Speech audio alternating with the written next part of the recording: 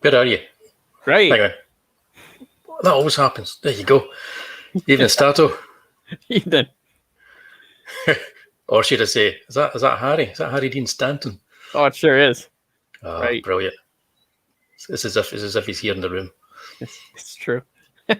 Oh man, another episode I'm excited for. Yep, this is it. This is another fun-filled extravaganza from Wullie and Stato at the movies. 8 months since you scheduled it or whatever. I know. I scheduled it about, I don't know, like in 2017 before it was on YouTube. And only last, 2 nights ago, I thought it was next week, and then turns out, no, it's tonight. Gosh, sure. But we get to Terminator movies, I'll be all over the place. Oh my goodness. So this is going to be Aliens 1, 2, 3, and 4, the original series as I see it. The Weavers. Yeah. Yep. Exactly. And we shall do this. This is going to be fun. Let's have a wee look. See if there's anybody joined us. Dave's saying I need a shave. This is 5 o'clock Stato. Where's that, Dave? Wait. Yeah, he's not wrong though. Evening, Dave. Evening, Michael McCartney. And good evening, Pete. I'm going backwards through time here. I'm going backwards through the chat. I'm clicking all the stuff. Evening, Wullie at Terrier Comics. Hey, I know, dude. Yep. And evening, Cap. Kingpin Arts. So thanks for joining us, guys, and anybody who's out there watching on Twitch, if you're there. And on Facebook, there's always people on Facebook. They just generally stay quiet. There's always people on Facebook. Yeah. So let's do this. Yeah. Oh yeah. Of course I do, Michael. That's a reference to last night's stream. Right. This is it. We're looking at, this is number 5 of Wullie and Stato at the Movies Season 2. Indeed. And we are going to be looking at the Alien franchise. And of course, just to let everybody know, we're going to be doing what I normally do now. And this will be cut down to 4 bite-size, edited, exciting extravaganzas that will premiere at some point later on in the year or next year, the way things are going. Look out for those as well. So if you're new to the channel, please subscribe and kind of like the videos and join us in the chat, because the chat's really good and they don't bite. Well, I say they don't bite. Hey, not my monkey. I think he might bite. I'm not too sure. Depends how much Merlot he's had. We're coming up on, in just a couple of months, we're coming up on a whole year of this show. Wow. Yeah. Yeah, we need to do something special for that. 10 months ago, we did the Wolfman special. That's right. Our first one was very much horror based, wasn't it? We did the Wolfman. We did.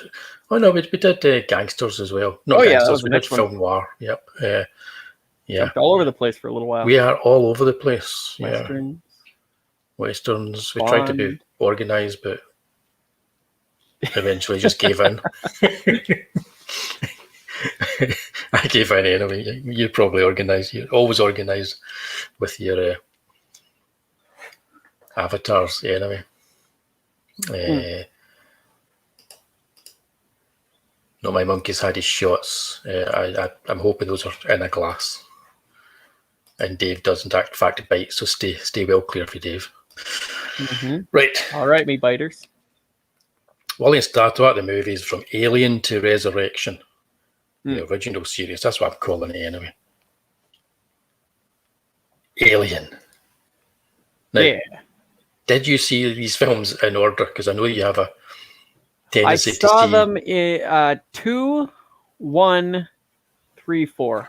So the second one was the first one I saw, like on TV late at night. And then obviously, the theatricals, because the special editions hadn't been released yet. Right. And then the fourth one, yeah, we rented it from the video store pretty much as soon as it came out, because I think I was like early teens or so when that thing came out, and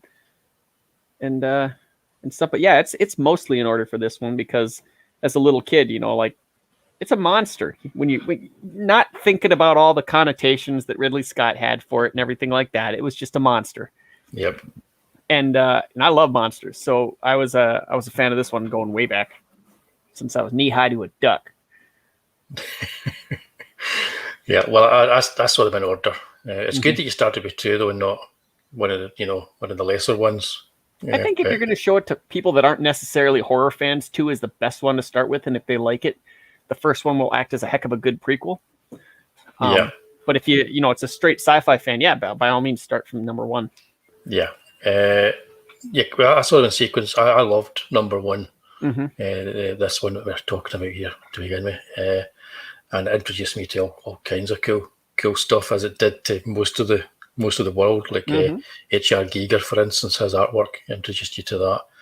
And there's so much about this, because I remember reading about it in the magazines at the time, and I managed to. There was a making of book that came out, and as you can see here, there was a graphic novel, Alien, the illustrated story that Archie Goodwin wrote, and that Walt Simonson did the artwork for. It's brilliant. It's been reprinted a few times. Get a copy if you can. Is this a graphic novel? It's a graphic novel. It's really good. They've done a few of these. I know they not too long ago IDW released the first script or something like that for Alien, where they had it had the skull design. Yeah. But, I got this too. I think it was just the news agents. It wasn't even us. It was released in bookstores, that kind of thing. Right. Yeah, this Pete saying he wasn't allowed to see Alien back in '79. Mum and Dad bought me the large format photo novel. It was absolutely awesome. I had to wait for the VHS to enjoy the movie. I never saw it in the cinema either. I had to see it on VHS too. And I never got the photo novel because I had all the Star Trek photo novels at the time. I haven't seen any of them in the theater. Oh, really? No, not even the the Prometheus, or because the trailers just didn't look right, and I was suspicious, and I was absolutely correct, at least from my point. From my, I still haven't seen Prometheus, and I watched Covenant, and because everyone said, oh, it's gonna answer a lot of questions for Prometheus, and so I figured, okay, maybe I'll watch this and then go back and watch the other one, but I didn't. I thought they got it wrong again. Yeah. But that's a whole other show, guys. That's a whole other show. That'll be a long show. I think actually that's about all I'd have to say about it. Evening to People Circus. Hey, peeps. Thanks for joining us. He said he'll be right back. He's getting some food. Stay away from the eggs. Not my monkeys. Stay away from the eggs. Not my monkeys setting us up for the next hour or so. He watched them in proper order and rapidly forgot anything after Aliens. I think we'll be talking about that at no point. They scared. Aliens scared me as well. Aliens are a properly scary movie. I don't think really Aliens scared me. I don't remember it ever scaring me. When I was a kid, my grandmother and my dad, they were big horror fans. So I was literally watching these movies since infancy. So by the time I was old enough to find, anything was supposed to be scary, this was just like regular stuff for me. It's kind of like that same sort of idea of you touch a puppy's feet and teeth and stuff like that so you can get to them when they're older and they don't mind because they just think that's how it's supposed to be. Yeah.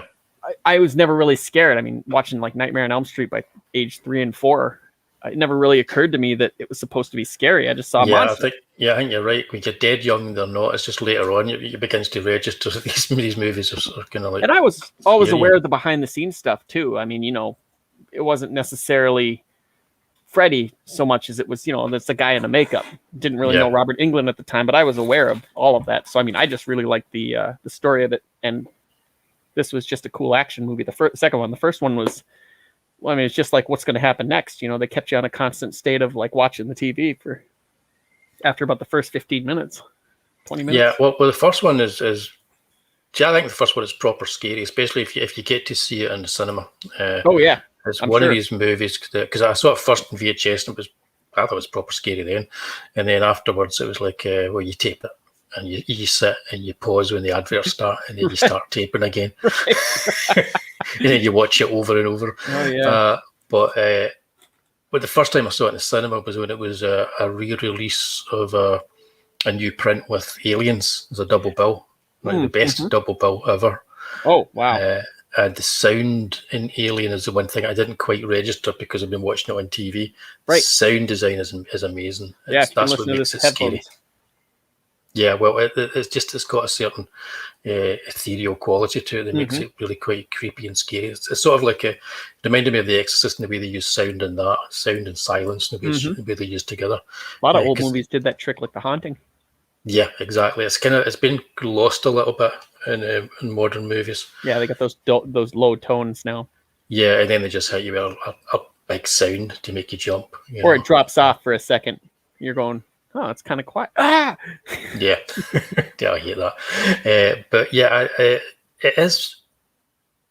In my head, it's more like a horror movie than a science fiction movie. Oh, a straight haunted house flick. Yeah, although everybody talks about it as if it's science fiction, but it's just a haunted house movie. Well, it's a backdrop, just like in Rocky. Like the boxing is the backdrop for a drama. Yeah, this is the science fiction's the backdrop for a haunted house, basically.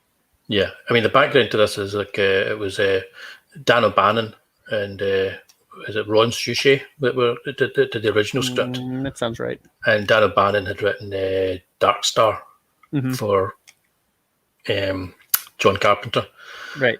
And I think he was disappointed the first time he saw Dark Star in the cinema. Nobody laughed at it because it was supposed to be a comedy, and nobody laughed.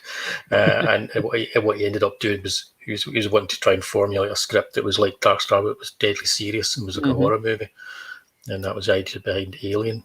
And between the two of them, they kind of worked at the same time on fleshing out Alien and Total Recall. They were working on both scripts at the same time. He probably had to have watched like Planet of the Vampires. Was it Planet of the Vampires? Definitely. Yeah. I think also It, Terror from Another World. Yep, definitely. Yeah. Which is Terror from Another World, isn't it? I think It anyway. Whatever the subtitle is, definitely called It. It's almost like a straight remake of it, to be honest. For sure. But what's brilliant about this film is they got Ridley Scott involved. So Ridley Scott just kind of like, I don't know, he took it and he ran with it. And I think the whole visual sensibility with like on the ship and the feel and on the planet, it all kind of like comes from him understanding what the other artists working on the film were doing. So he was in tune with what Giger was doing. He was in tune with. Well, he chose Giger. Yeah, well, he chose Giger. I think it was Dan O'Bannon that showed him Giger. Oh, because he was working on Jodorowsky's Dune, which never got made, and that's the first time that he saw the Giger's work. So I think he was already kind of like wanting to use Giger. Ridley Scott makes me laugh. Man goes to play tennis when his film set burns down. That's good. That's good leadership. I like that. It's better than golf. That's it. That sends the wrong message. It just, I guess, for me when I'd seen that for the Legion, or not Legion, but the Tim Curry one, the fairy tale. You know the one I'm talking about. Legend. Yeah. The big forest set that they had burned all the ground, and he just went to play tennis. The producer comes up and he's just like, "Whoa, where's Ridley? Oh, he's playing tennis." Oh gosh, actually, I guess he's got the right idea because not much you can do. The whole thing's burning down. You can't exactly stop it, so just go do something else while it gets handled. Yep, I know. But yeah, what else can you do? He seems to be a director that like, I don't know if it's because he was of his time, like, or what, because I don't know that he's had like a straight hit in a while now in today's day and age. Even going back to Alien, he didn't quite get it back. No, I think that I think it's because he's kind of like a craftsman. He's very good at bringing everything together, and I think he makes pretty movies. If all the other creatives that are working with him are bringing their A game too. But I also think he's not a particularly good ideas man to come up with concepts, and he thinks he is. So the movies he's made in the last decade or so, he's involved in their inception as well, and I think that's a weakness. Just get yourself the best people and let them do their Yeah, job. get the people that are good at that, you know. And Prometheus, we'd have to start talking about Prometheus and Covenant for me to explain what I'm thinking here. But I think that in this case, he had a solid script, he had a solid idea. The production was already starting, as Peter's already mentioned there. Walter Hill was, you know, they had good producers coming in and working on this movie. Right, perfect storm.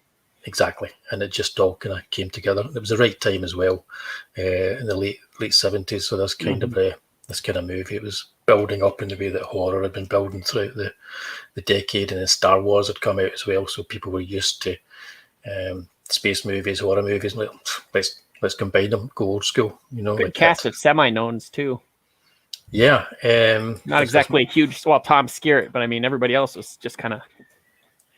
Monkey was saying not many original cast are still with us. No, we got Yaphet Kotto died quite recently, didn't he? Yep. Ian Holm. Skerritt's still alive, I think, isn't he? I think so. Yeah. So's Weaver. Yep. John Hurt's gone as well. Yeah.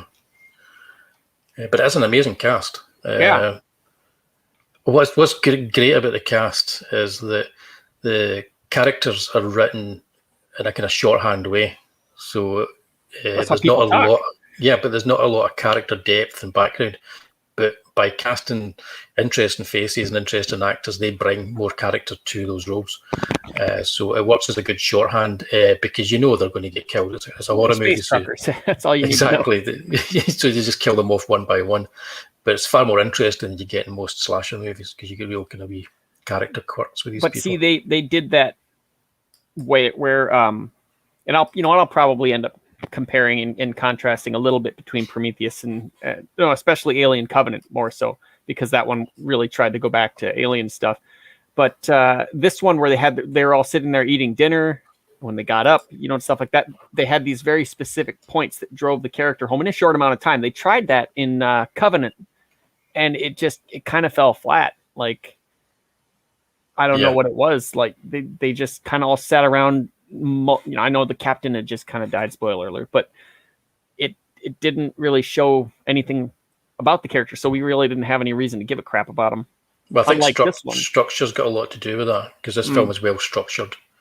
The cast they wake up from the suspended animation at the start, and we essentially wake up with them, and we're introduced to the alien in the world at the same pace that they are. It has that advantage of nothing like this has come before. I mean, we're expecting a certain something when we see Covenant, we expected something from Prometheus as well. But this one, it's like, well, it's that whole thing of like why you like to see new properties and new things because you just got no idea where it's coming from. If you see something older with like a under title under it, you're going to have a certain expectation going in.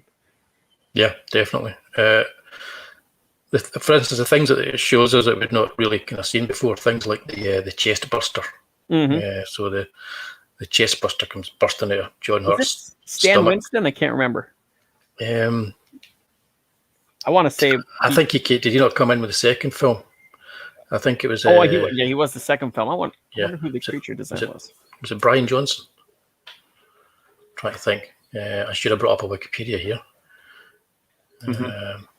I'll let the chat have a look at that because I think it was mostly like UK-based effects guys that were working on it. Carlo Rambaldi was the first one. He was involved in the creation of the mechanism for the alien's mouth worked and that kind of thing. Yep. Maybe he did great. Yeah, did the prosthetic for that as well.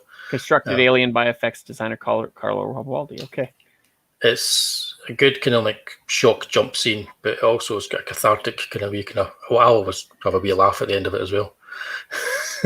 With the actual face hugger the actual kind of like chest burster when it comes out and it just kind of sits there, it always reminds me of the scene in Fawlty Towers with the rat inside the biscuit tin. Right. So even though it's gory and shocking, it kind of again my twisted mind at play. I think Alien is probably one of the best horror movies ever made. Yeah, you think so? I think so. Above The Exorcist or below? Seeing as how that seems to be like the godfather of horror movies, like the. I think in retrospect, probably above. Yeah, Okay. as a complete movie, I think its effect on the zeitgeist as it were at the time. No, The Exorcist is the one that definitely did it. But I think as a complete movie, like it doesn't really miss a beat, and it builds brilliantly. The Exorcist is kind of like two movies that are put together, and they're both very good. But yeah, I think that with the passage of time, this film doesn't really age. It seems that the design in the movie makes it almost timeless. Especially with like some of the restoration they've had. These movies look like they were shot yesterday. Yeah, fantastic. And also love the idea that H.R. Giger was there on set, painting it and putting all the stuff together. Creeping everybody out. Yeah, because I mean, he was a fine artist, so it's like, why wouldn't he actually be there making it? In fact, I think he was angry that they filmed one scene before he'd actually finished painting the set properly. So he worked all night to make sure that never happened again. Looking at him, he reminds me of Peter Lorre. He does. He has that kind of like whole kind of quality about him. But he was a real character and brilliant artist. I see why they were creeped out, though. It's like, hi, Giger. Can you want to see my skulls? Well, seemingly he kept the bones of his dead wife hanging in his living room. He kept a lot of things. Yeah.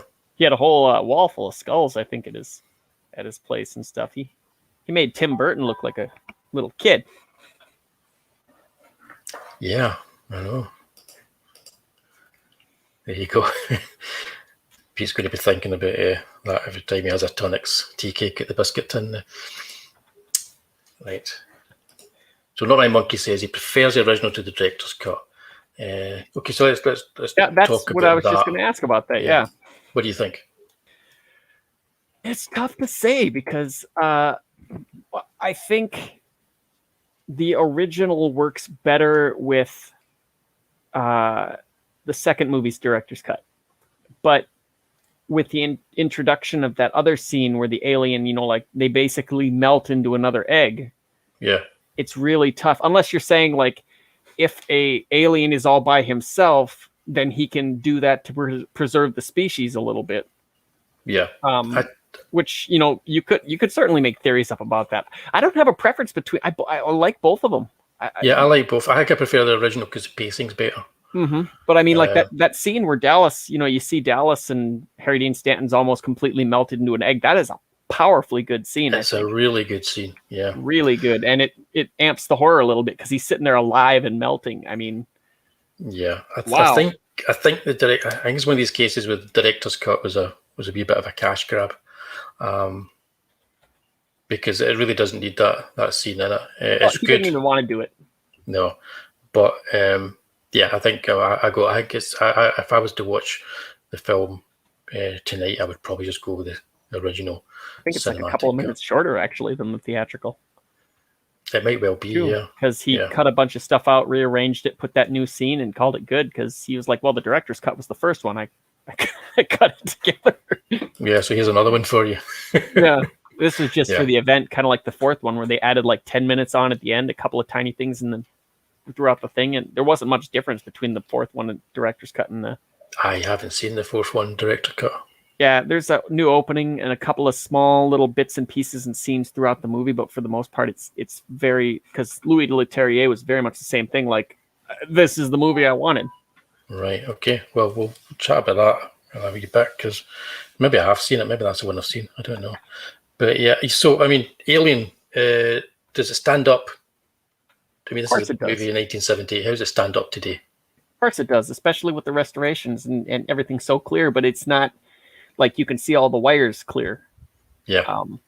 The blacks are nice and black, and the you don't see like the little strings on the models and things. It looks beautiful. They put a lot of love into it.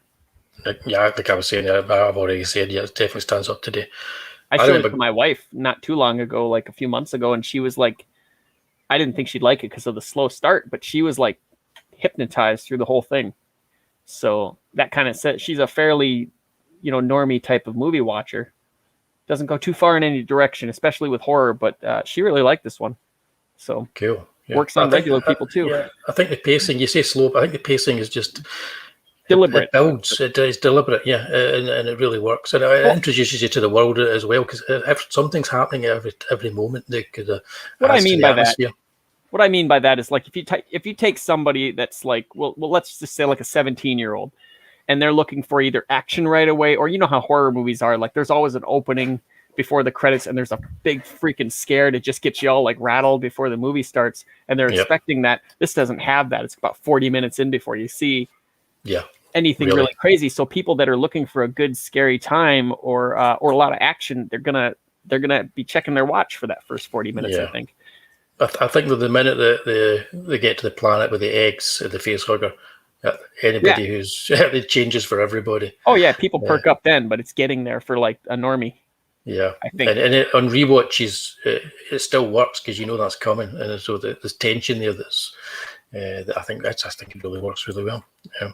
I went on the Alien experience when I was at college many years ago, and it was essentially, it became a big kind of like a theme park thing, but it originally started in a kind of big warehouse in Glasgow, and these guys had got the rights to Alien to put on an experience where they take groups through, and it was like about 20 minutes to half an hour, and you were being guided by Marines through this area, and you were facing aliens and all kinds of stuff.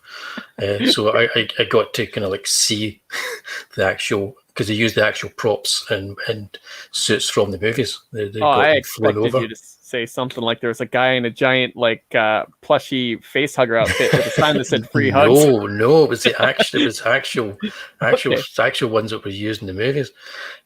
So you got to see them. They would turn on like strobe lights.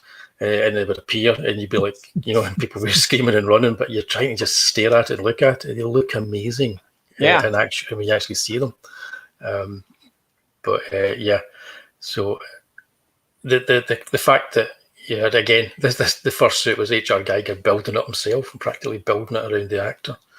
Yeah. And also, it's a testament, I think, to the design of the suit, given what these creatures are supposed to be, like big bugs, and how they're agile and how they jump and stuff. Not being able to really show that until later on. We got the decent aliens in all the worst movies, like AVP, where you can see them jumping, slashing with the tail, and all this being super deadly. It wasn't the greatest movie in the world, but then these movies, which are clearly inferior in terms of it's just a guy in a suit, they look so much better and have aged much better too. That's a true testament to the design. I think so. But again, the jumping, slashing, fighting aliens, they work in a kind of comic book kind of way, and especially in the comics. But it's much scarier the way that the aliens work in the first two movies. It just seems it's more organic, so it seems scarier. But yeah, that's Alien. So, Aliens. James Cameron's masterpiece. Yeah, buddy. Fan favorite. This is The Empire Strikes Back. Yeah. This is the Rambo movie that James Cameron would have made rather than the one that ended up getting made. Because he'd written the script for Rambo, for the second Rambo movie, hadn't he? He was not happy with that. So I think this was his war movie. And, for sure. It's a brilliant war movie. Oh, yeah. Yeah, absolutely. And everybody's got their part and they play it perfect. This was one of those movies where I think when we get to the third one, I'll touch on this again. But I mean, you've got a situation where you've got multiple characters on screen, and that's hard to do. These guys all look different. They all have different personalities, and they each get a little moment in the sun, which is something that they didn't do in Alien 3, because they're all like, British white bald guys. You don't know really who got killed. Who was that? It doesn't matter. Yeah. Inmate number 12. Yeah. But it means a little more when these guys get it, because just like the dinner scene in the first one, you got those funny little character moments for each of them.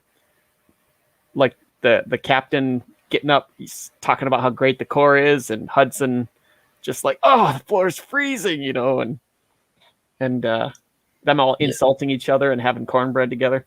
Yeah, I guess it's the same kind of thing, but it's very much the same thing as they did with the first movie, introducing these characters. You get to know who they are. They're all very broadly drawn, but the actors are perfect for the roles. Not broke, don't fix it. Yeah. Exactly. And it also kind of harkens back to war movies as well, where you get introduced to the platoon before the shit hits the fan, and Right. that's pretty much what they do here. The only person that knows what they're going into, or seemingly the only person that knows what they're going into, is Ripley, Sigourney And Weaver. even she doesn't have an idea. Yeah, even she's not. She's about to get surprised by just how bad it's going to be. She's the perfect cipher for the audience because they went through it with her. Yes, and this is one of those movies that does that right. That's a good point, because the whole idea of introducing a character that you don't need, which is what they do all the time, and this is a character. This character is going to be the audience's in. No, we don't need that. And in this case, we've got essentially the surviving character from the first movie. Everybody's yelling at the screen, listen to her. I know, so it's a different thing because we know we're on the same wavelength as her. So yeah, it's a really good idea to use her that way. It's also got like a cast that's just as Not My Monkey says here. Bishop was inspired casting. I love Lance Hendrickson in this movie. I think everybody was inspired in this movie. So rare to see him as a good guy, and what a good guy he was in this. Kept on waiting for him to kill somebody, but. Say hello there to Kev. Hey Kev, thanks for joining us. And yeah, the craftsmanship of Aliens makes it look better than anything made today. Oh yeah, going back to Stan Winston, almost everything he does still looks amazing. Like stuff, even going into weirder stuff like Pumpkinhead. Which very similar to this design, mind you, but I mean, like it still looked amazing. What else? He did the Leviathan. Still looked good for even. I'm sure that was a much less budget than this, or smaller budget than this. Yeah, that would have been. Well, that was the big budget version of the underwater movies that were made at the time. But even at that, I don't think it was that big a budget. No, it wasn't. It didn't get the Abyss money. No, definitely didn't. Say, Ash and Jackals joined us. Hello there. Hello. What's he saying? Fun fact: in the theatrical release for Alien 40th anniversary, they censored the scene where Ripley slips into the spacesuit. Yes, thanks for that one. He's got his priorities straight off, isn't it? That's something you do like a double take out when you're looking at the. Yeah, well, yeah, we're not going to be checking that out in high def, no doubt. Research purposes for you. Research purposes, indeed. So what now? I think most everybody in the audience or the chat's seen this. Do you prefer? I think so. Do you prefer the original to the theatrical on this one too, or do you think that the theatrical to the special edition, or do you think the special edition adds a little something this time around? Because they could put like 35 minutes back in. Yeah, I'm fine with either, but I prefer the theatrical. Well, because it's faster. The pacing is much better in the theatrical, and I don't think we need what's added. Seeing the director's cut. Hadley's Hope actually alive and the family getting it, and we don't need that because Newt works so well as a character in the movie. You don't need to see that at the beginning. In fact, I think it's better not seeing that because you know what the alien's capable of from the first movie, and if you haven't seen the first movie, you're soon going to find out what they're capable of. So I don't think it's needed. I think I think in this case again, I would go with the theatrical. Okay. But both are good. Yeah, I tend to watch the other one just because it makes the experience last a little longer. Yeah, I do like this movie.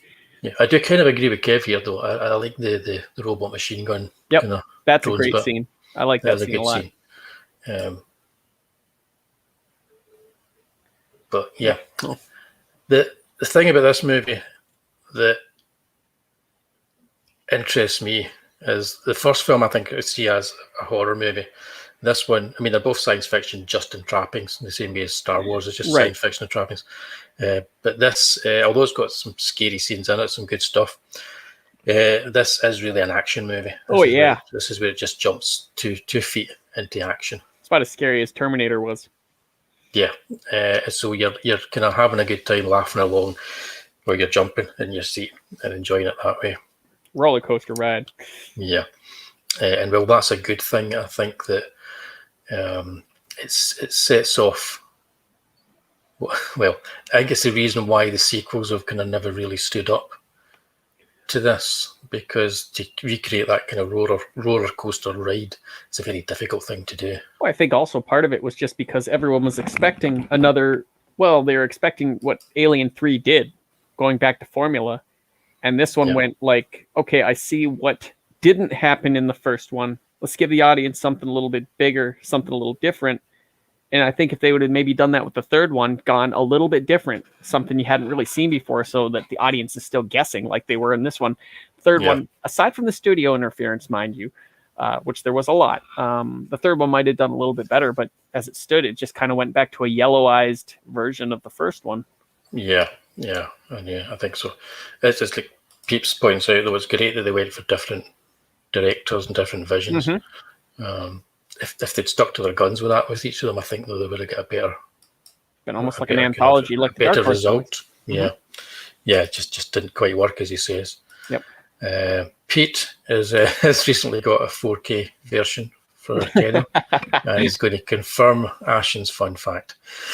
I've got the special edition copies on DVD, and then I got the Blu-ray, like 4-movie set too, with all the special features from the DVD too. Those are the only ones I have, and I'm happy with them. Yeah, I got the 9-disc Region 1 DVD when it came out. That had all the documentaries on it. Right. And I got the Blu-ray recently just to upgrade. But, there's some great documentaries. Oh yeah, some terrific stuff in that. I'm just going back. Yeah, I'm just going back in the chat because it turns out that I'm not the only one that went to the Alien experiences. It was Alien experience when we had it up here. I think it moved down. They got a bit more money, and it became the Alien War. And Peeps was there as well, and it was fantastic. It was so much fun. They still do stuff like that. I can't remember. It was a year or two ago. They did with Ghostbusters, where you put on some like goggle things and some VR type stuff, and you're able to shoot ghosts and things like that, and hopefully not run into a wall. They have people to help guide you a little bit, and except they got like these weird like vests you put on, I guess, and they kind of like buzz, and you can get the sensation off of them. Yeah, it's kind of weird. It was very kind of lo-fi smoke and mirrors, but it really worked well. So they would guide you all into a lift, and then the lights would go out in the lift, and it'd be complete darkness. And then a strobe light would come on, and an alien would grab somebody and drag them out of the lift. And you would, because we got in the lift, and I kind of thought to myself, there's a bald person in here. I don't remember the bald person, and that was a plant that managed to plant somebody in with our group, and that was the person that get dragged out by the alien. So it's a lot. It was a lot of fun. If it still goes anywhere, it's definitely worth going and doing. It's a lot of fun. Now, Aliens. The one thing about Aliens I think everybody loved, and this is going to lead us into when we start talking about Alien 3, was the fact that the casts were so well defined and so well acted that when you had survivors, everybody was glad to see them survive. Yeah. Like, so the young child, Newt and Hicks, the Michael Biehn character. The best of them. Yep. So the best of them survived along with Ripley, and it was good. It was cathartic. You going through this roller coaster ride with them, and at the end, you knew there was like some light at the end of the tunnel. It doesn't hurt that the movie was like made of quotable lines too. Oh yeah, so many good lines in this movie. Totally. Do you want to give us a few? I mean, I'm not sure if the actors were excited about, like, every time Bill Paxton walked down the street and someone screamed, "Game over, yes, man! Exactly Game over!" That's exactly it. Yeah, which was in I don't know how many video games that's been used in. But... Oh, I know. But I mean, like, yeah, all these guys had so many lines that they use, and I'm sure they all get stuff yelled at them. Yeah, I mean, even just simple things like lock and load and that, everybody like started using them. And I like to keep this around for personal or close encounters. There's tons of stuff in here. It's Yeah. Right. Is it as good as Alien? I think so. Yeah. If you were to compare them, It's almost judging on a different scale. Yeah, I always think this is unfair because I think they're so different in tone, but they're both brilliant at what they do. You can have a favourite over them, but I think they're equally brilliant. They specialize in different things. The other one was better with tension. It was, like this one's like, you're cheering, you're jumping, you're like excited, when like they look up at the ceiling and the aliens are coming through and they just start opening fire and killing, or the killing the two face huggers scene. Yeah, it's a whole different ball of wax. This one's made for excitement. It's an action movie. Totally, the other one was made for dread. Yep, we're getting quotes in the chat. See, that's what I said. People love those lines, man. I love them too. Yep. This was made for people to get a kick out of and see over and over again. Yep. And yeah, it's as good as, but more action based, as Monkey says. Yeah. I think it's one of these cases where you've got a sequel comes along and you're like, this is in no way a letdown. This is a flip side of the same coin. Exactly, and it's brilliant because of that. Yeah. So that's Aliens, and also at that time when Aliens came out, Dark Horse. Got the rights and they started doing the comics and continuing the storylines, and they did a really good job for a few years. They got hit and miss. Then it got hit and miss, but the first few years, they kind of get derailed by the movies as well. That didn't help. But we'll be talking about that because we're going to be doing a special on those at some point. Sure will. Talk about that later. But yeah, that's Aliens. It's brilliant. Give it a watch. Next up. Controversy. Alien 3. Okay. Now, I had the Super Nintendo video game. I put that in here because... I got the Genesis one. Because it was quite enjoyable. Mm-hmm. Yeah, okay. It was quite good fun, that game. Okay, I'll let you start with this one. What do you think about Alien 3? Poster's great, yeah. So I had a problem with the theatrical on this one. This is the one I really prefer the director's cut. I think I agree. I agree with you because it works with the physics of the world. When they kept on going on like, oh, it's just like Kane. It's about as tall as he is and stuff. And then the other one comes from a dog, and it's the size of a cow. Yeah. And then in the theatrical or the director's cut, it actually is a cow, so that makes total sense. And they halfway explained, they didn't really explain the egg in the ship, but they did explain it's a much bigger face hugger. It's like a queen face hugger, so it could get multiple eggs off, kind of thing.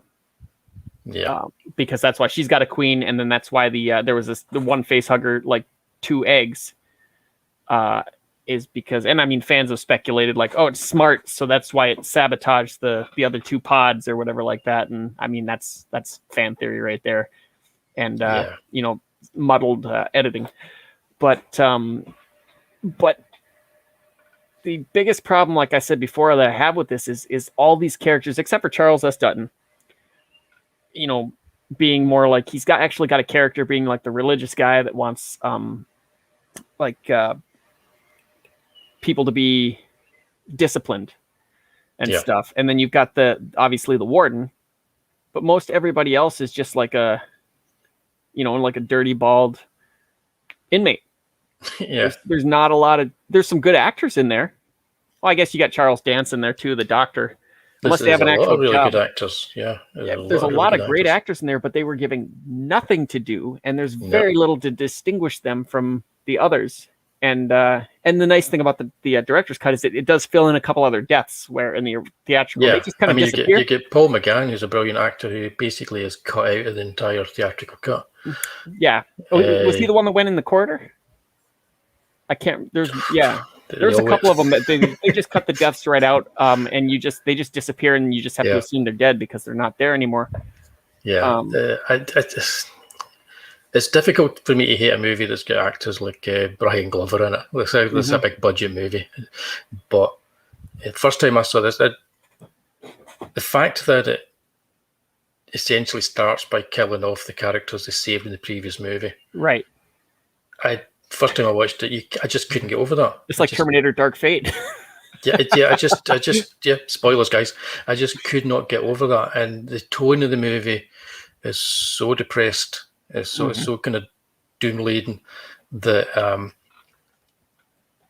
This is also supposed to be the last one. I mean, but this is like Friday the 13th final chapter. They weren't supposed to go forward. It was too pretentious. It was too serious. I think Sigourney Weaver demanded that her character be killed off, so they had to do that. That's the kind of ego of the star actor, you know. But everything about this movie is wrong, as far as I'm concerned. They tried too hard to replicate the first one. Yeah. But the problems were all there. It was David Fincher's first movie. It's not his fault that it doesn't work. A music video guy. Yeah, I think they hired him thinking they could control this guy, but he was actually trying to make a good movie. Sure. But he went over budget over time. They got angry, started like micromanaging. It was a huge mess from the get.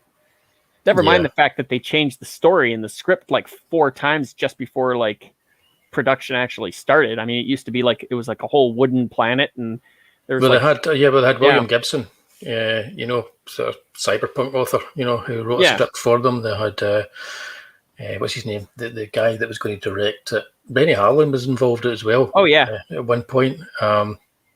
Even that would have been more entertaining, I think. This started off closer to like an Isaac Asimov story or something like that, and then it kind of, they were like, no, we need action, and then no, we need like more of the first one. And what are you doing? What are you giving us? You know, Vincent Ward, he was going to do like a wooden monk planet, wasn't he? Yeah. All these things that were kind of weird, and I think eventually it just came down to Walter Hill and David Giller, however you pronounce his name, who are. I mean, Walter Hill's one of my favourite directors, along as Pete mentioned in the chat earlier, one of his favourite directors. But I think he dropped the ball with this film as a producer.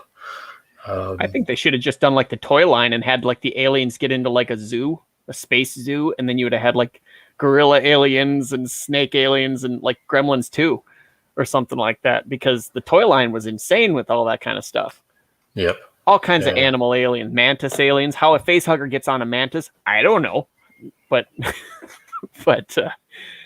this one, I mean, they tried with like a dog alien or a beast alien kind of thing, but it had some good points to it, though. I can't dismiss this movie. I still like it, especially compared to the last two. It had good points. I don't like it. I don't think I could. I appreciate what works on it, right? But I don't like it. It's a badly conceived movie. I'm a big fan of giving a movie a break if I know that they had a hard freaking production and they still came out of it somehow. So you watch the documentary and you find that there was like not a day on set that went right. Yeah, the documentary that was more entertaining than the movie. Absolutely, it was. But I mean, the fact that they made it through somehow, soldiered through it and got it done. Like I got to have some respect for it for that reason. I'll watch it and say like, this is a miracle this thing even exists. Yeah, I mean, if the documentary, I think it's definitely it's on every release now. It's been out in the last couple of years. It's about 90 minutes, and even that documentary, they've cut stuff out because people are telling you honestly what they think, and the lawyers have said no, we can't put all of this in here. This was a merchandise movie. There's more merchandise off of this one than anything else. Yeah, and it's so not a merchandise movie. Right. It's incredible. I mean, just looking at like the SNES and Genesis stuff, there were toys everywhere for it. There was, I'm surprised you can get a cartoon, like Rambo or something like that. I'm really surprised. Yep.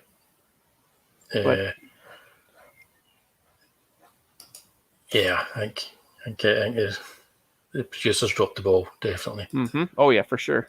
And Monkey thinks it's low rent after the first. It does feel that way. It was terrible. It was terrible planning from the get-go on this. And the studio was like, we need a hit, and you're going to make sure it's a hit because we're putting some money into this. Yeah, and there's a lot of pressure and terrible. It was rushed. Totally. A good point. Kev's right. I think that's true. She demanded there were no guns either. Oh, she had a lot more say in this one. Yeah. This is the perfect example of why you shouldn't listen to actors. because for the most part, with one or two exceptions, they're good at turning up and reading the lines and being a character on screen. But when it comes to creative ideas, if it's not just to do with their character based on a script, just tell them to be quiet and get on with it. Of course, I think this was, like being a first-time movie director, he didn't exactly have the pull to be able to say, hey, stuff it, I'm making a movie. I mean, they hired a yes man, or so they thought. Yeah. And it didn't work out that way. Yeah. I think so. Because he actually cared about what he was doing. This is Ash and Jackal's favourite of the three. That's fine.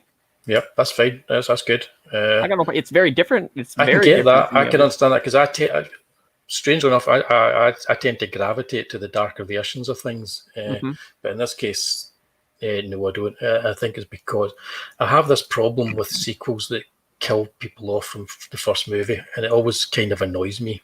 So you don't like slasher flicks, huh? Well, in slasher flicks, that happens all the time. I know. But you expect it in slasher flicks, but in every other kind of flick. But the thing is, it's like a slasher flick sequel is like a continuation of that story. So the last person there, for better or worse, comes in, for better or worse. But when it comes to some movies or most other movies, try and do something interesting with the characters, other than we have to kill them off in order to move the story on. Of course, there's a slasher element to the first and third Alien flicks. Wouldn't you say? It's always picking them off one by one kind of thing. Yeah, but but even at that, 2 breaks that because 2 is all about kind of like this sort of like the relationship, sort of like the mother and child relationship, with Ripley and Newt, and friendship, and actually surviving. It's about survival. I don't know what this film is about. It's like it's all over the place. It's about making money. Alien 3, the breakfast cereal. Alien 3, the flamethrower. The kids love that. Yeah. No, I mean, I do.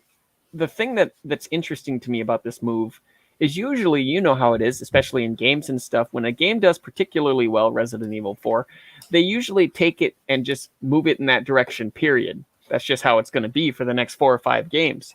Typically in movies, that's the same thing. For whatever reason, this didn't happen for this movie. That was a big smash. The action thing was a big smash. Aliens proved that they could be a cool, like, beehive kind of threat. But then they go back to the first one. And try to do that again, which is interesting to me. Yeah. I think when you get... Well, I think they tried to do different things with it, going by the scripts that came beforehand that they didn't film. Well, I mean, bringing it back to a single alien, isolated, no weapons, really, stuff like that. Yeah. I think the single alien, though, tends to be scarier. It's just that complex is too big to be a haunted house. Yeah. They took the setting from the second one and they tried to put the first one in that setting. The complex doesn't really work either as a harder going, as a theme. I still can't really get my head around it when I watch it. All these weird bald guys that are just interchangeable. Just there pouring lead. I know. Although I get what Pete's saying here, is like is all this weird talk about Alien 3 has made him want to sit down and give it another look. Why not? I'm going to do it again. But and they even had another lunch scene in this, but it was wasted because nobody really did anything. It was just like, don't look at that woman. We're just going to sit here quietly and eat lunch. Yeah. And when you want to show the difference between characters, that's the perfect time to do it, like the other two had success with. But in this case, it was like, peek your head down and don't look at that lady. Okay. And then, the warden comes in. You will all listen to me. And then he gets killed.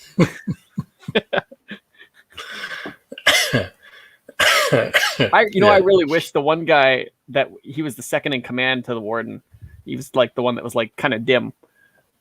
I wish he would have played his role from Wayne's World 2. When he was like, well, the shopkeeper is somewhat different story altogether. We had to beat them to death with their own shoes. We got the brown M&Ms for Ozzy, and he had a great show. It would have definitely added another layer to the movie. Like a weird old burnout. For sure. Yeah. Well, yeah, this could, yeah. This is an interesting film to watch. It's a mess. It's got some good stuff in it. Maybe that's what it is. They needed more extremes in their characters as opposed to just a bunch of rapists. You know, you needed like. Well, they don't have characters. That's the problem with this film. The first two films had. Yeah. They cast brilliantly what were broadly written characters. So by casting them brilliantly, they give them life. Here they don't have any characters really, apart from perhaps Charles Dance, like Peeps mentioned in the chat earlier. His character's the only character in here you kind of find interesting. He's the only one with really a backstory. Yeah, exactly, because it's the only one that they bothered about. So you've got these great actors trying their hardest to imbue some kind of life with, of course, no script. Charles Dance good in whatever he's in. You remember The Golden Child? Like, that's a silly movie. But yeah. Dang it if he didn't bring his all. Yeah, he is good. He is good in everything. Yeah. But so this is what it. So does this film live up to the test of time, Stato? I'd say blindly. Yeah, I think so. I think if you're just watching it by itself, not knowing anything about it as a monster movie, I think it's okay. But like for guys like us, it gets bogged down a little bit in the lore.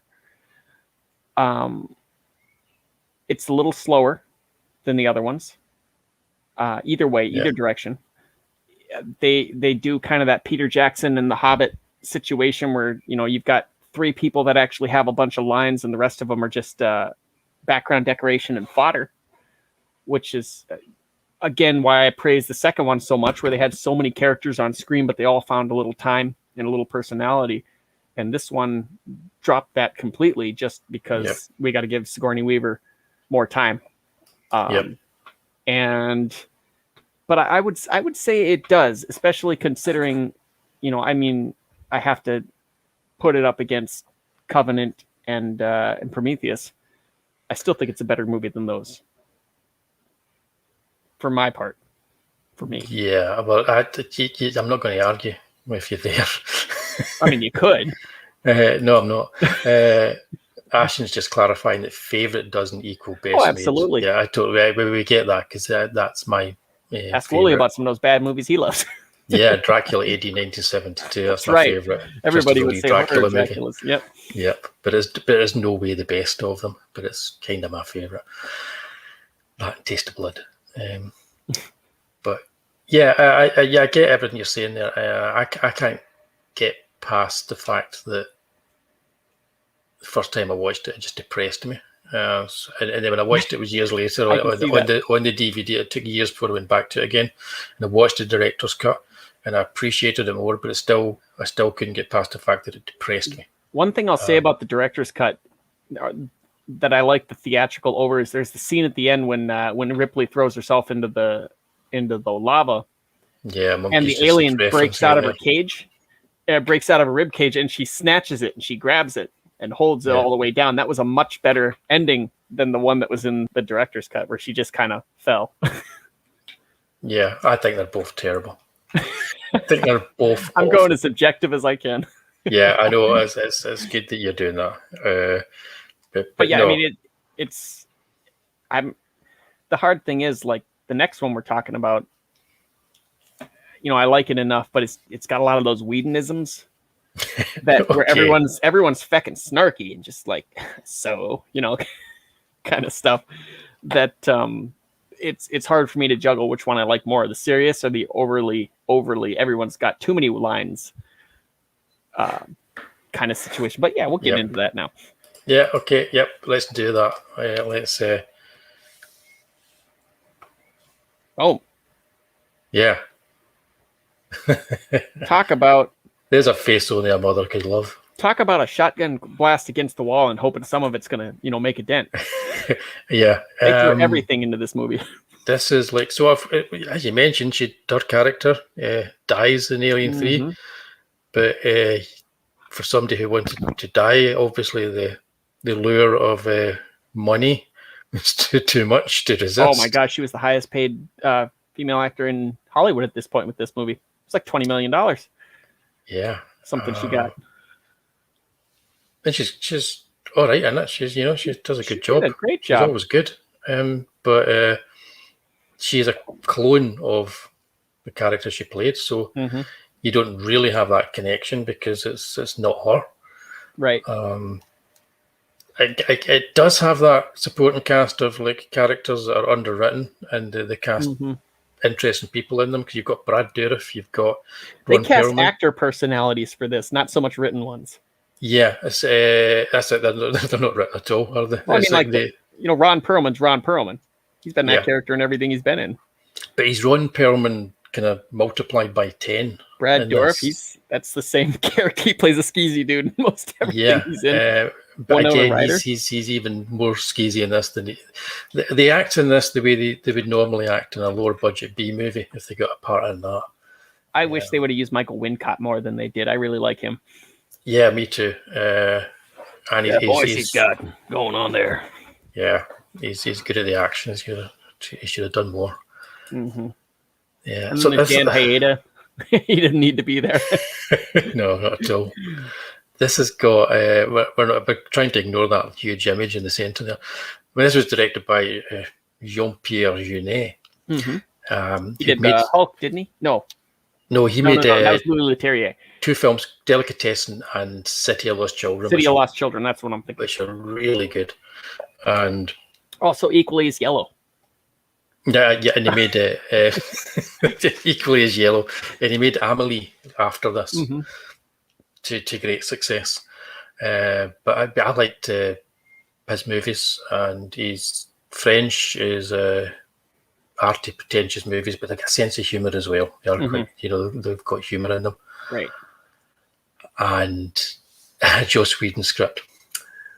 So there you go. There's a clash of cultures to begin with for the movie.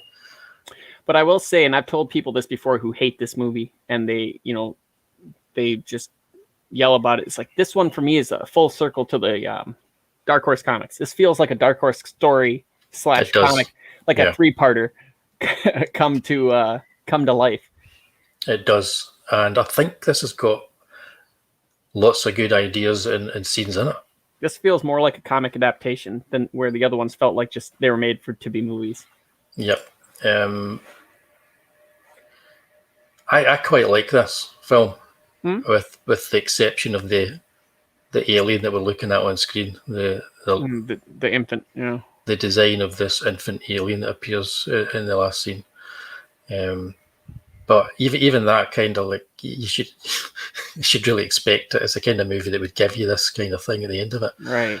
But I quite like it. It's almost like this is a movie that if Full Moon had been given like the budget in the Alien franchise, this is kind of the movie they would have made.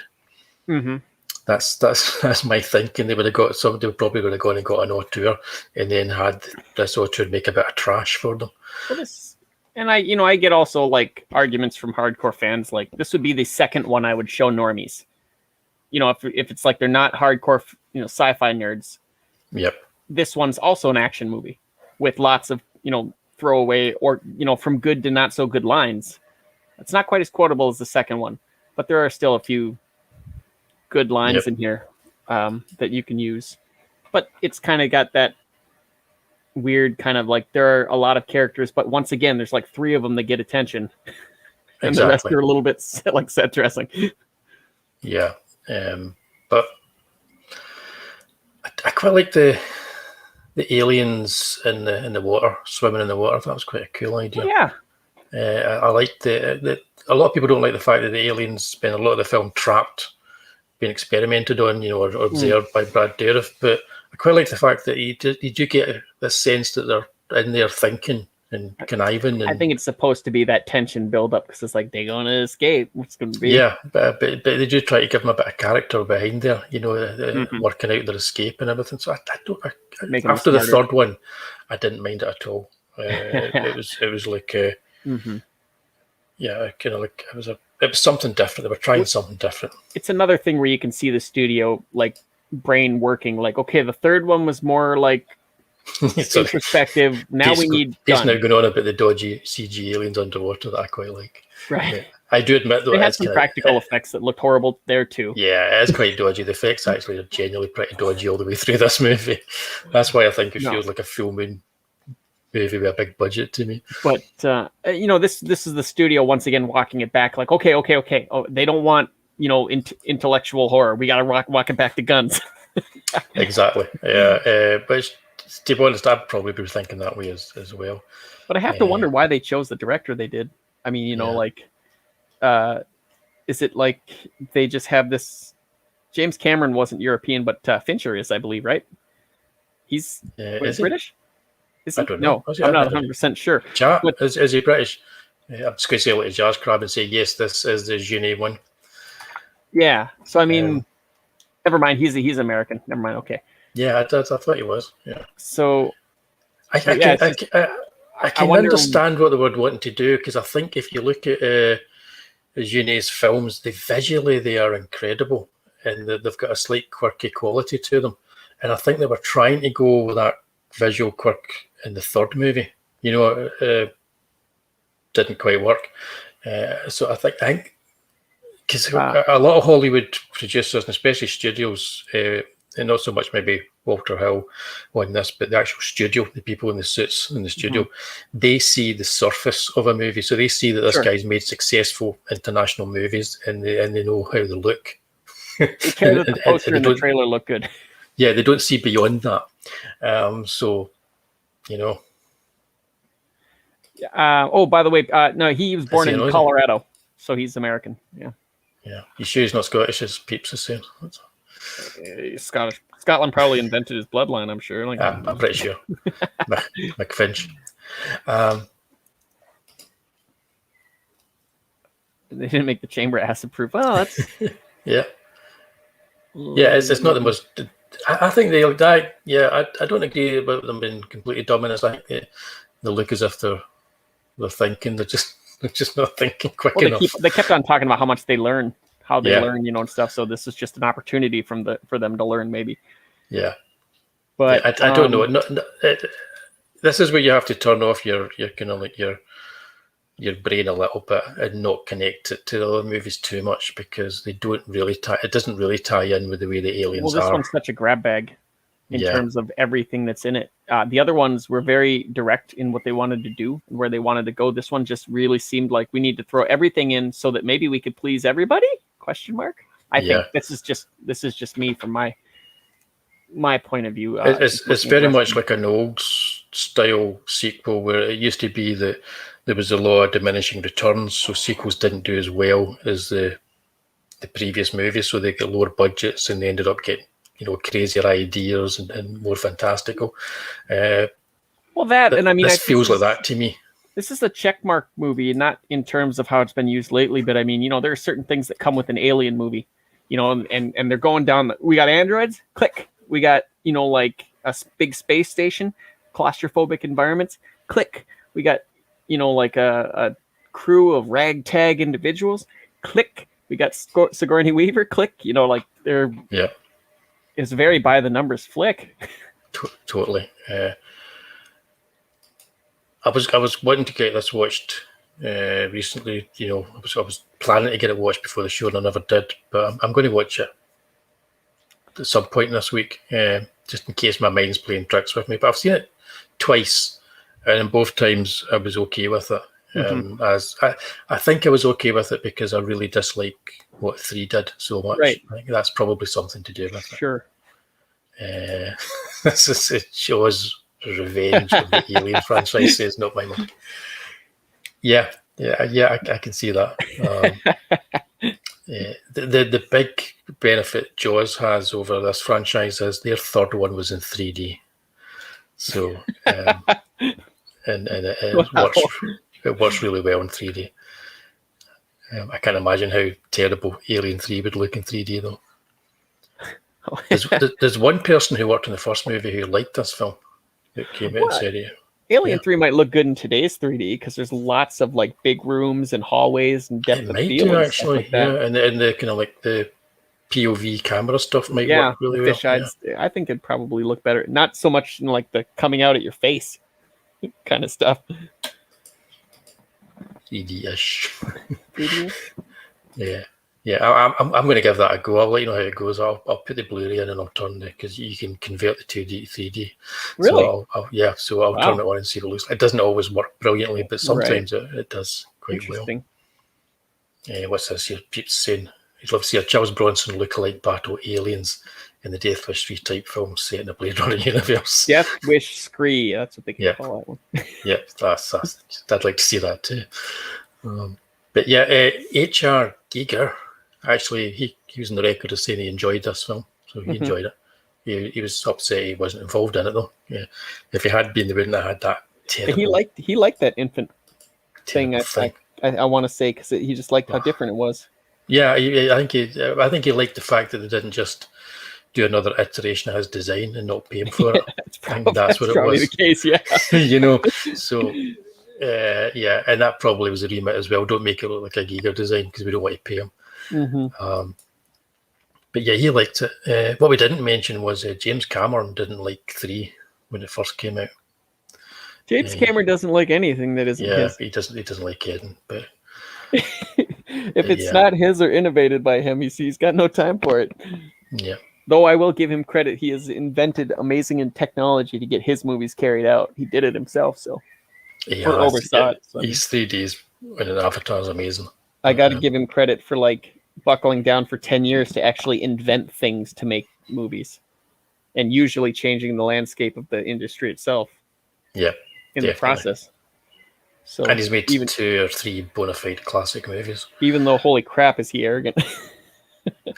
Yeah, but I think a kind of like a director or somebody like them, they kind of need. Well, I get that's part of the personality as well. A lot of your old school Hollywood directors were like that as well, and I think that's part of their makeup. And that's why they made such good movies. Maybe even if they only made 2 or 3 kind of classics, they made 2 or 3 classics, and that's what he's done.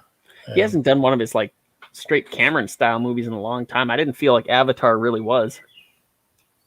No, he was more interested in the process. There's 2 Camerons. There's post Titanic and pre Titanic Cameron. Yeah. T2 possibly. Yeah. See, I love True Lies as well. Oh yeah, True Lies is great. Yeah. That needs a good 4K release. I don't know why they never released that. And I don't know that it was particularly I don't think the studio cares about it because when it came out on Blu-ray, it was just the same box art as the DVD. And it was just sharpened. They didn't remaster it at all. No, it's just still good. Typically means it wasn't very successful. Yeah, I think it was though. That's the thing. I don't know what. Because Judge Dredd kind of got that same deal. Yeah, I don't know what their deal is with that. Those kind of things. Yeah, weird. But yeah, so Alien. We did mention Joss Whedon. Mm-hmm. And one thing that I have a hard time with his writing is just, most everybody's sarcastic. Yeah. They almost always have a sarcastic line. So when you watch Buffy, when you watch this, when you watch Firefly, there's a very similar thing that everybody does is something happens and then they've got to have this witty line. Yeah. Which when you've got characters who's supposed to be teenagers or college kids, that works fine. Right. Yeah. And I think, this was, like I said, it was a kitchen sink movie. It wasn't very focused in terms of what it did. And with him kind of being a little bit of a comic writer too, that's why I feel like this is very much more of a movie that could very well have been, or maybe should have been, a Dark Horse comic, like a 3-4 issue series or something like that. Yeah, no, I can see that now that you've said that. I can definitely see that. Yeah, we forgot The Abyss. What my monkey mentions. Yeah, that's never got a Blu-ray release either, has it? No, I think they upscaled it and put it on I think it's on Amazon, but no, it's another one that kind of fell by the wayside. Yeah, that's probably too old school for most people. Science fiction approach to a movie, but yeah. So Alien Resurrection, to give it its full name, because it's not Alien 4 really. Does it still? Does it stand up today? That's it. Well, again, like I said, I think by itself, maybe, without adding a ton of the lore that it kind of contradicts, with the other movies. Yeah. Just as an action movie, as a if you like Joss Whedon's writing, or you don't necessarily notice just all of that kind of stuff, it's I think it's enjoyable enough. I don't think it's one of those ones where some people might, but most people wouldn't pick it anywhere near the top of the franchise. No, I don't think so. I think people sort of just kind of hits the nail on the head there. I think it makes a nice button up for Sigourney Weaver. Yeah. And her involvement. I think the Joss Whedon's writing does it. It lacks sincerity. So absolutely, everything's sarcastic and like cynical. Yeah, I like this film more than 3 simply because it doesn't depress me as much. Sure. But okay, I would put it as an equal kind of pairing with 3 simply because 3 definitely has something in there that Fincher was trying to do. You can see that, It's almost like they took Aliens 2 and they like pulled like ripped them apart and put the things that really made Aliens special into one, and the things that made the first one special into another, but they need to kind of exist together. Yeah. Like one's a straight action, one's a straight sci-fi, but you have to have the mix to make it actually work. I think so. Yeah, I think you're right. Yeah, but it's an interesting franchise, and it gets just as interesting as it goes on, and we'll cover that in another show at some point. It doesn't get much better though. That's the only problem. They keep on trying, but struck out, going back to the dugout. Indeed. So that's Alien Resurrection. That's right. The Alien franchise, at least the original one. Hi, Kim. Howdy, Kim. So that's us then, guys. We have gone through all 4 movies, had a little look at them, and that's been Wullie and Stato at the movies, Alien to come to think of it, I can't remember where it is. I'd have to look it up on YouTube. There is a channel that does like fan-made Alien movies. Really? Yeah, and they're like, some of them are supposed to be pretty decent. They've got, the alien effects are kind of a little bit dodgy. They use some practical and like a really not so great CG version of it. But I want to say I saw that a while ago where they try to make like serious alien shorts. You have to look out for that. Right. Sorry, I automatically thought Hawaiian shorts when you said that. Yeah, let's get some alien. I don't even want to know what alien shorts would look like. The way Giger would design them. Oh, but they definitely have a tail. Probably use a tail as a kind of chair to sit on. And it would look like some other body part. Right, guys, we are going to be going back to the Alien Well in about a month from now. Yeah. So if there's anybody who's not subscribed to this channel yet, please do. And so you can get notifications and hit bells whenever a bell appears, that kind of thing. And give us a like. I love the likes. He does. Because we're going to be doing Comic Book Gold, the next Comic Book Gold that we're going to do on June the 17th, it says here. So hopefully that's right. Is going to be us looking at the Newt and Hick years, I'm calling it. This is the early kind of years of Dark Horse's Alien comics. And that's going to be fun because I remember them being really good, and I'm going to, over the next month, I'm going to be kind of like making my way through them again and rereading them. Sure. Yeah, so that's the next Alien show that we're going to do. Before we even get on to Aliens and Predator and Prometheus and that last one that they made. Oh boy. Yeah, I know. The things we put ourselves through. Yeah. It's true. For you guys. Yeah. Yeah, at least the last 2 were in 3D, and they've got some interesting 3D stuff going on there. Right, yes, that's goodness it. Gracious, Pete. Oh, goodness, just bringing the tone down. What can I say? No, I think you didn't bring the tone down. That was Ashen. My goodness. Right, just cheers, peeps. So thanks, everybody. Thanks for joining us. This has been fun, thinking back on our thoughts on the Alien franchise. I hate using that word franchise. I like the Alien series. And we will see you all soon. Keep an eye out for the quadrilogy, right? They do not start me on that. Perfectly good. This is okay. I was going to go, but we'll just wait for a few minutes. Perfectly good word quartet, right? A marketing person comes along. People are too stupid to know what that word means. Quadrilogy. Let's use that. Now, I will say, though, when I hear the word quartet, I think, like, Alien Quartet, I think 4 of them coming out in, like, pork pie hats and, like, striped jackets and being like, I'm from New Jersey, and I'm proud of... Well, that's your problem. It's because of people like you that we now have a word quadrilogy. Well, I see laying at my feet. It's like somebody saying trio. We had a biscuit here called a trio. They make that's that people think about the biscuit. Let's call it a trio. It's like, no. Oh God, yeah. Don't get me started. Quadrilogies. Take their quadrilogies and they can stuff them. Right. Thanks everybody. Thanks for joining us. We'll be back here soon. But like I say, it's probably another month's time. We'll be doing Comic Book Gold and we'll be doing more aliens. So stay safe and all that kind of jazz, and see you in the funny books. Good night, everybody.